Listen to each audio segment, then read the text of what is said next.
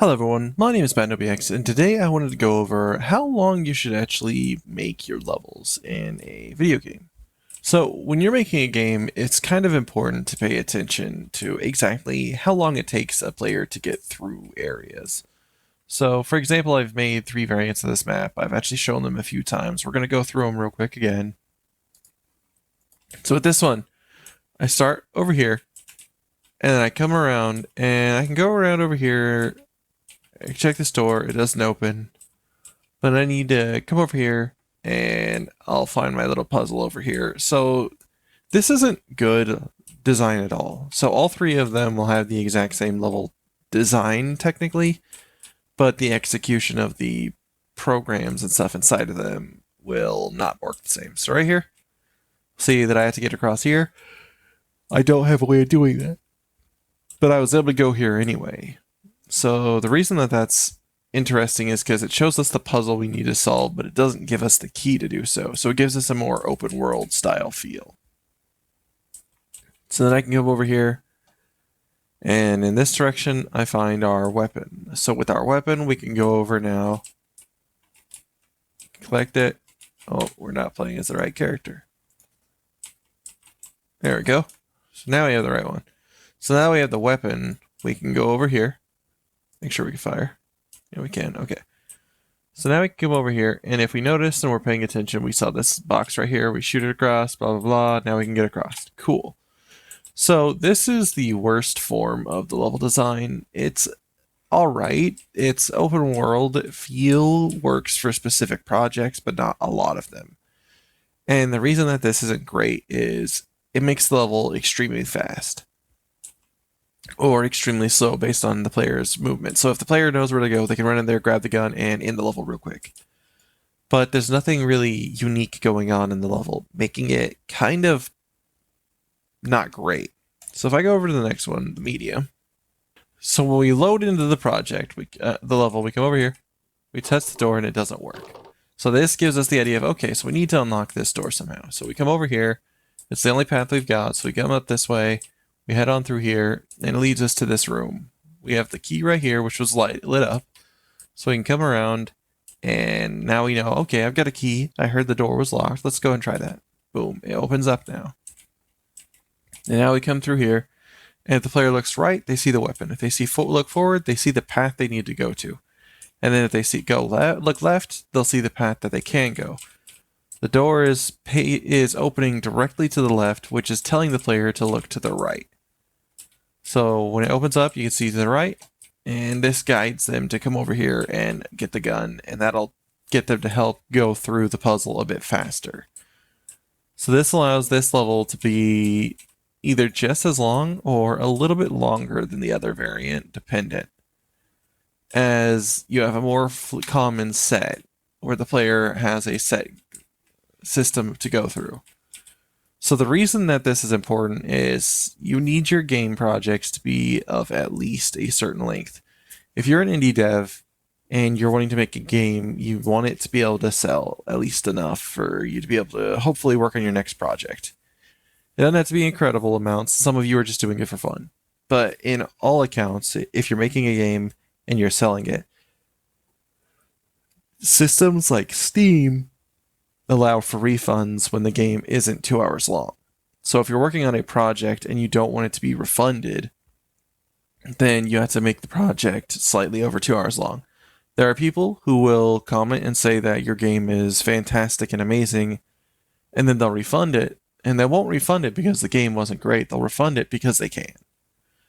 There's a lot of people who will do that, and it's just smart to pay attention to that ahead of time. And if you make the game 2 hours long and the people played it for that 2 hours, you know you made it good enough for them to actually enjoy the whole 2 hours. So it's a win-win in both regards, because you're not screwed over by the people who are wanting to return your game just to return it.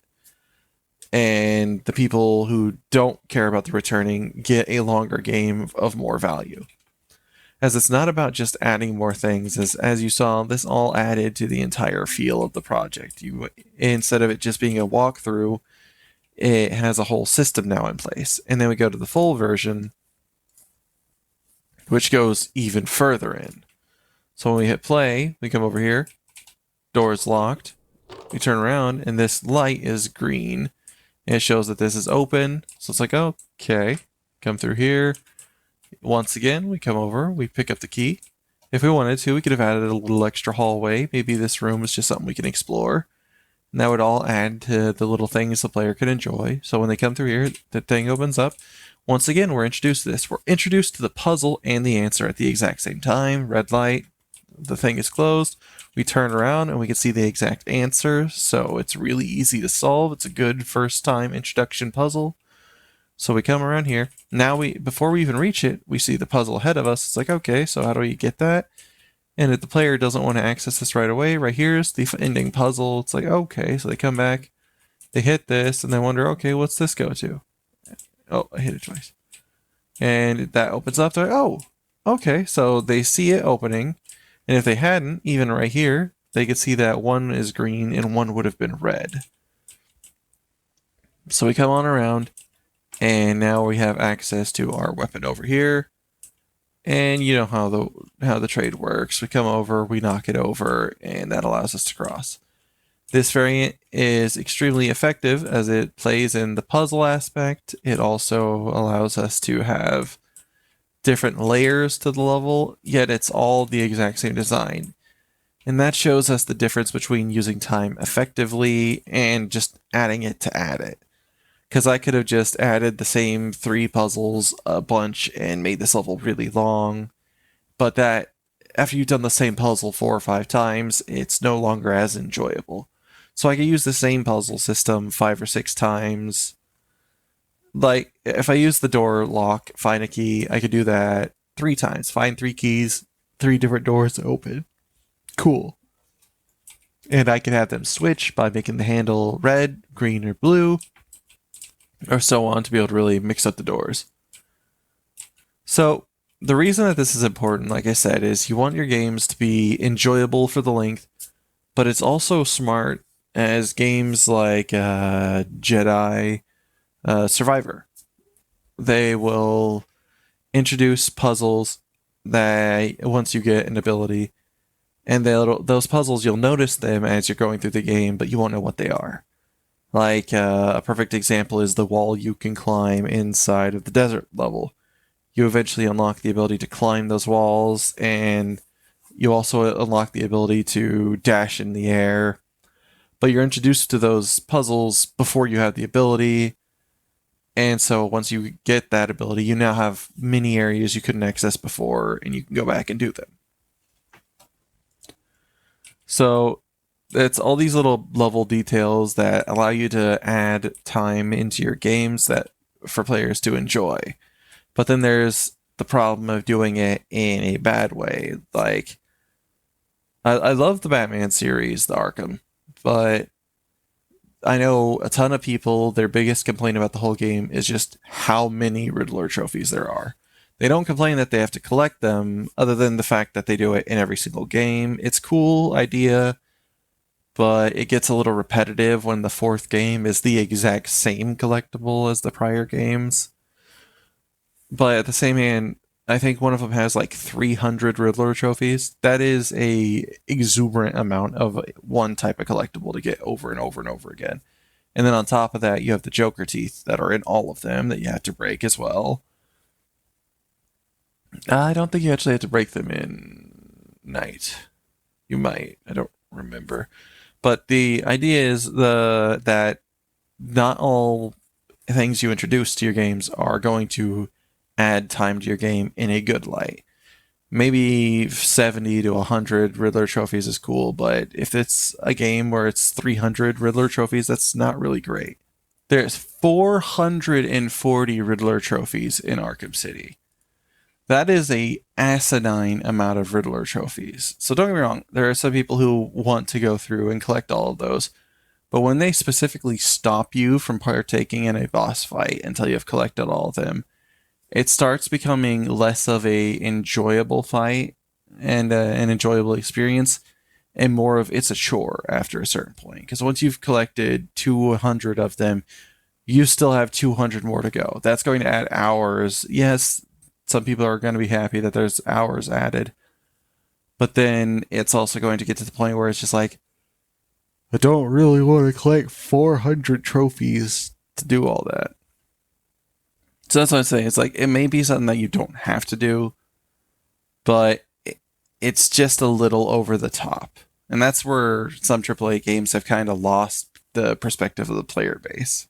But yeah, then there's also the idea of what kind of game you're making. Like, if I was making a horror game, now I wanted the character to go through here, I probably wouldn't have them able to sprint in some cases.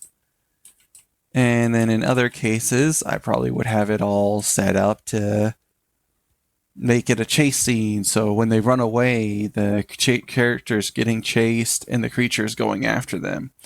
There's a scene in Dead Space when you don't have your weapons yet, and Isaac's going through, and the necromorphs are busting through the vents and through the ceilings. In your first playthrough, the music's intense, and you're just running through, you're panicking. The characters are telling you that you need to rush and get out of there. And it's designed to be this really fast level, and the necromorphs are busting out at good speeds in order to get you to get your way through there. But as soon as you get your weapon the first time, the necromorphs are way slower to show up. And so they introduce them and help you get into combat, get used to it, before they really make things pick up more. So yeah, it's important to keep all of those things in mind. And I really just wanted to cover that, as just because you have time added to your game doesn't mean it's good. So yeah, then there's other things like focusing your character's attention by leading them, giving pauses for moments of introducing cutscenes or talking to the player. There's a great moment in one of our horror game videos where I walk across while playing Half-Life 2, and you see Father Gregor, or whatever his name is, but through a window, but you don't see him right off the bat. When you open the door through the window, you see a zombie or head crab zombie. And while you're staring at that, it's the first thing you see when you open the door. It gets shot, and it reveals Father Gregor. So it uses violence, it uses lighting, and it uses your perception and the timing of just opening the door so there's nowhere else to go for that exact moment to work. And it all works really well in cohesion. I'll actually go ahead and load up the level real quick so we can actually see that. Okay, so when we load in, we have the door over here we can open, and we get the head crab. Apparently I don't have any of my weapons. No, I do. Nope, no I don't. Weird. So I come over here, we hear the shooting, we open up the door, and it's introduced to us right here. So now we get Gregor. Ah, it is you, brother. I apologize, but no harm done. And so now he's doing his little introduction, and he's literally framed in our screen. And what this does, that perfectly, is when if we reload it again one more time. We'll take a look. We come through here.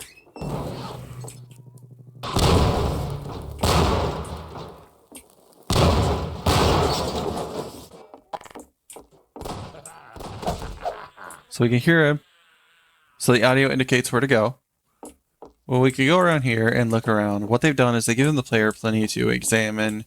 They got their excitement out by killing the head crabs, so they're slightly on edge, but they're a bit more... They use their energy. And what this does is, if we look the same way I put the button on the right side as soon as you open the door and you see the trap. Right there. He's in frame. And if you notice, the door opens to the right, attention going to the left. Ah, it is you, brother. I apologize, but no harm done. My bullets are the least of your concern. It's stuff like that that really sets things up, as well as he is also the exact direction you need to go. If you go through real quick, he'll actually help you.